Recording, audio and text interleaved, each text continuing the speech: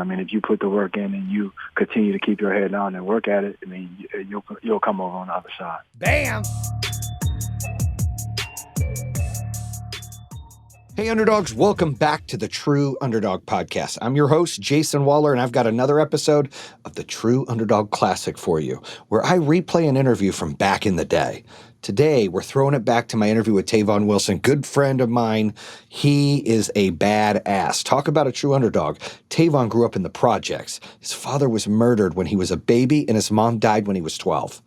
Now he's in the NFL and he's played for the New England Patriots, the Detroit Lions, the Indianapolis Colts, and the San Francisco 49ers. He's had an absolutely wonderful football career. I absolutely love talking to Tavon. He's such a genuine person and leader, and this interview is full of great stories and inspiration. Stay tuned for the episode of True Underdog Classic, Overcoming Life's Challenges, with NFL safety, Tavon Wilson. How are you doing? Are you having a good time off in the off season? Man, I'm loving the off season, man. Anytime you get an opportunity to spend more time with family, those people that sacrifice so much for you during the course of the year, you always get a kick out of that. Be able to enjoy, be around your family. Yes, and you have how many kids, Tavon? Two boys, TJ and Tyler. Oh, good names, good names. Do they play sports as well, or? They're getting into sports. They're only 6 and 4 right now. Tyler, both of them actually play soccer. Tyler played some tennis this past year, and we're going to amp up the sports a little more this spring. It's a little cold in Michigan right now, so I will attest to that. It is a little cold. There's snow outside right now. I don't know where you're at in the off season right now, but I can tell you, you're not missing the snow, baby. Oh, I'm here. I'm actually here in Michigan. I was here for the week. So, oh, cool, perfect. Leaving out tomorrow. Okay, good. Well, hopefully you're going somewhere nice and warm. Yes, home, NC. All right, there you go. North Carolina, baby. That's all right. Yeah, that's my old stomping grounds. I've got a house there as well, so that's great. So, we're friends. We've talked several times, and, you in particular, I think, are one of the nicest human beings I've ever met. I mean that. I'm not just saying that. You have a charisma about you that welcomes people in. You're a true leader. I think people listen to you and what you've got to say. They follow you. I think you really exuberate that kind of leadership skill that people look at, not only in sports, and in like you being in the NFL, but also in friendship and opportunity to be in business. And so we just want to, our podcast is really about motivating folks, how we overcome, objections, how we better our life, and how to stay on the track for truly grinding from where you're at in life and where you can get to the next set. So, I really want to start with, you've been in the NFL for how many seasons now? 8. I just completed my 8th season. Blessed to be able to be going into my 9th. Congrats, that's cool. Yeah, that is cool. Healthy. So. Mm-hmm. And you had a good year last year. I know I watched all the games, and I know that I see your leadership on and off the field all the time. But let's start. What was it like growing up? Where were you born? Where were you raised? And what was your childhood like? Like, what really pushed you to want to take this route in life? I was born in Washington, D.C. 2 young parents. My mom had me when she was 15, 16 years old. My dad was 18. My dad was murdered when I was 1. My mom passed away when I was 12. I grew up in a tough neighborhood, grew up in the projects with my grandmother. She was able to save enough money to move out when I was 14. And, where I come from, this was pretty much my only option, as far as, to be able to get out. I was talented enough of a football player, had enough people that care about me around me to push me towards my goals. And I would say, where I'm from is everything that how I try to play, tough, being a leader, not following people. All those things are in me from the way I grew up. Well, yeah, and I knew some of that. I heard that before on an interview you did, and I appreciate you sharing that with our listeners and our followers. And I think it's important to know the kind of human being that you are today. You didn't let a lot of that hold you back, and you must have had a really strong and loving grandmother to be there to help guide you to be the man you are. But it's truly a blessing, and it's truly remarkable to see the kind of human being that you are coming from that. A lot of people that they don't have it that tough, and that's as bad as it gets. And you're able to overcome that and be a great dad and be a great husband and a great friend and a great leader on the football field and be able to play in the NFL and do such great things. And you had no excuses, man. You had to grind it out, right? Yeah, I think I think when people think about success, I think when people, how they view it is that, you get to a certain point and that, that's kind of it. But, I'm always trying to evolve as a father, as a football player, so I won't have to go back there. You know what I mean? So I think it's a great challenge to get to the top and be able to stay there. It was a rocky road. It wasn't all easy coming up or through college or even in the NFL. I'm still facing adversity right now.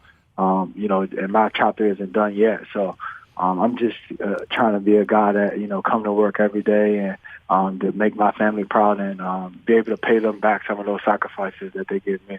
Tavon, you've had a struggle, obviously. As we grow up and as we share success, there's a support system that is usually there, and you had some pillars missing. So, how did you find yourself, creating this environment that is supportive and loving, or was it just not there and it was just something that you had to grind on? It took a village, and obviously, in no shape or form you can replace your parents, and those are things that I'm missing, and I think that I've missed, me and my sister. So to be able to have two kids now and to be able to love them like how I wanted to be loved by my parents, that's been a great blessing to me and been a ton of motivation to have a lovely wife that love and support me in every way. And you can't ask for much more than that. And then, growing up, it wasn't just my grandmother. It was my aunt. It was my uncles. It was everybody. It was a village, to kind of steer me in the right direction. And I made some mistakes along the way. I think people, people get discouraged when they make mistakes and don't understand it. That's part of the process. That's part of growing and whether it's sports or business or parenthood or whatever it is, like, mistakes are going to come. It's about how you, get back up and recover from those mistakes. Now, a word from our sponsors. Yeah, you hear that so often, not only in successful athletes, but businesses and business owners as well. And that's a struggle you overcame early on. And it seems like, gosh, just looking at it, things are just, I don't want to say easier, but, downhill from there. Yeah. And I would say, honestly, getting to know you and being around your wife and kids a few times, and I'll tell you, John, I'll tell the listeners out there, if you meet Tavon, he's one of those people that his energy and his smile and his compassion and his realness of who he is, it's infectious. There's no fake. There's no, I just have to do this because they make me, like I have to smile because that's the right thing to do. He genuinely cares and is a truly loving person. And people forget, listeners out there forget, I've been lucky. I'm a Lions fan, but I've got to be friends with it and meet a couple of the players, and that's not who they are. That's their job, right? Tavon Wilson is a husband and a father and, so many other things, a brother to his sister. This is just their job. And really it's tough for them when they go out and have to deal with their job affecting who they are, what they look like, to the world. So I think Tavon really shows true leadership on and off the field that I've seen around people. And we hang out with some of the same guys, and everybody talks about, like, dude, Tavon's the best person you'll ever meet. He's such a great leader. He's, so that's inspiring to know where you came from and how you got there. Let's talk a little bit about college. So what position did you play in high school, and then what it converted into college? What happened with that? I played corner. Pretty much my whole life and played some receiver on offense. But I played corner all through college, actually, until my junior year. It was about 2 weeks before the season started, and I started free safety, got hurt towards Achilles. And coach came up to me and asked me, he said I was the only guy that knew the whole defense inside out. So he asked me would I be willing to move to safety for the team.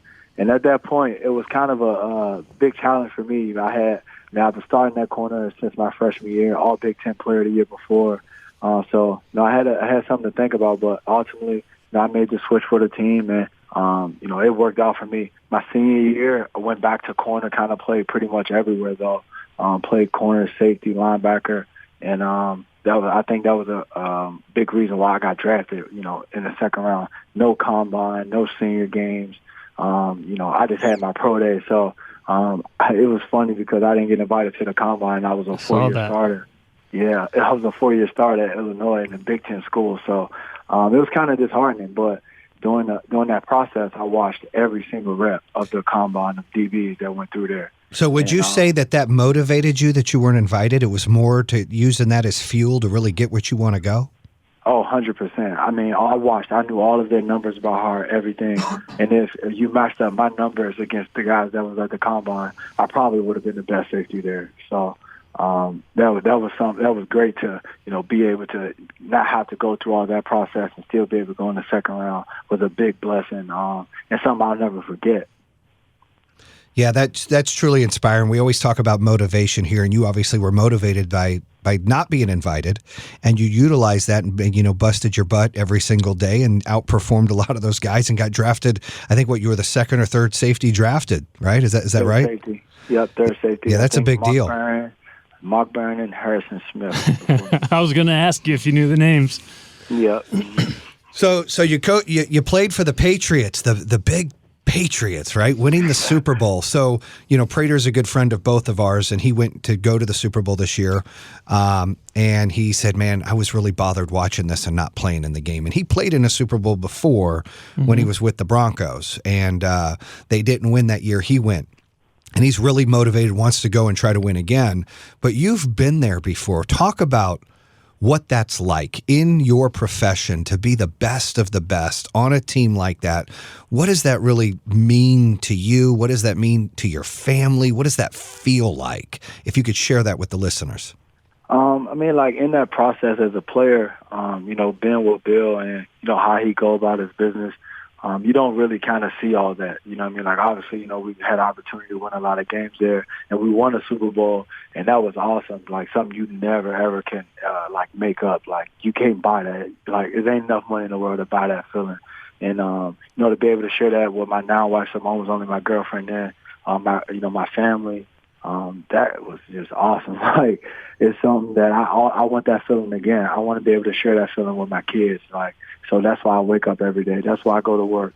And, no matter what the record is or no matter what no one's saying, I do my part and try to build everyone around me to do their part because, I want others to have that feeling. That feeling is so awesome that you want to see other guys in that moment because, how special it is. So it's just a special moment. Now, a quick word from our sponsors. What about inspiration, along your career, and you've had a pretty good career and you've had some great coaches and you've had some great teammates. Is there one or two folks that really stand out that you feel that have been inspiring to you to really make you want to do more? And look, me knowing you, I know that you give 110% regardless if they ask or not in every aspect of life. But are there certain people, I know for me, there's certain people that when I get around, I get excited. I'm like, oh man, I got to really bring my game today, right? Whether they've been my manager or my supervisor, my peer, even someone that works for me or with me that gets me jacked up and juiced. Do you have a couple of folks like that maybe have done that for you? I'll say some different coaches. Brian Flores was my position coach in New England, and up until him, I never had a coach that challenged me in a way. I was always kind of one of the better players on the team, and being in New England, they don't care who you are. They want things done a certain way. So he was the first coach to really get up in my face and let me know some things that I didn't want to hear. And then as I grew older, he was one of those guys that told me the truth about how well I was doing. So I got a lot of love and respect for him. And I'll say Alan Williams, my position coach when I got here.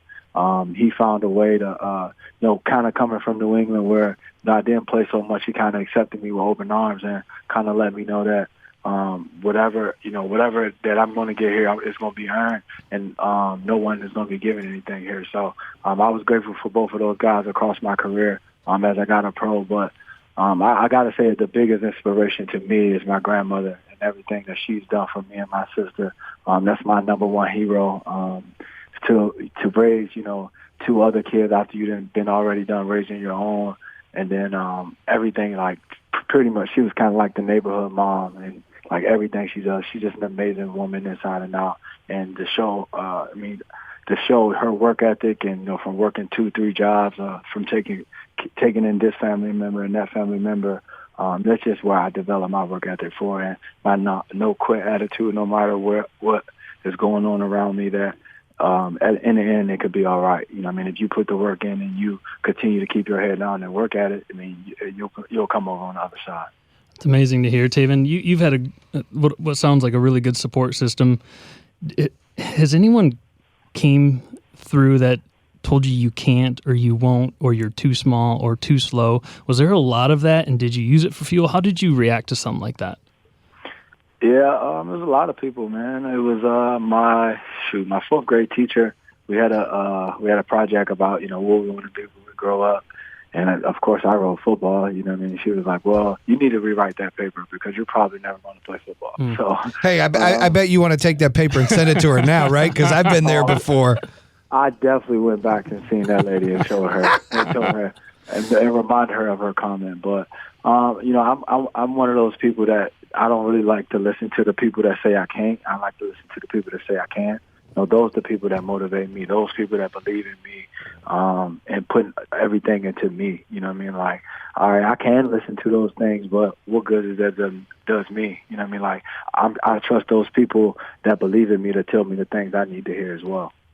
God, that's amazing, Tavon. I gotta tell you that sitting down with you, I was excited to sit down and talk with you, but that the first statement that came out of your mouth, just really punched me emotionally in the face. And we too often look at athletes on the field as simply athletes, and you're an incredible person and have an incredible personality and heart.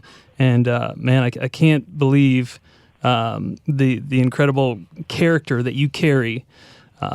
Probably on the field and off, from what we understand. So that's an amazing story. Thank you. I appreciate that. That's something that means a lot to me. I have two little boys that look up to me and depend on me to do the right thing every day. So, I owe it to them to be the best that I can be in everything I do. Yeah, you got a couple lucky boys. That's awesome. Yeah, amen to you, Tavon. You're a great human being. We appreciate what you're doing, and it's very inspirational. I watched John's face. He didn't know some of your story, and when you said that, he really was he was floored, but he was inspired. And I think that for you to be able to talk about things like that and share that with listeners, there's people out there that are going to listen to our podcast that are driving that think, it's just another athlete talking about how great life is and this. And you didn't. You talked about, real stuff, and that some of these athletes, all these athletes, they're real people with real problems, and it doesn't separate. It doesn't matter if you work at Burger King or if you own a business or you work at a car shop or you build cars or you work on the internet or you play football. We all get real problems, and how we deal with them and how we overcome them, that's what really defies us and shows who we can be to our family and to our children. And, my hat's off to you, man. You're one of the strongest people I've ever met, seeing that, hearing that, knowing where you've been and what you're doing now.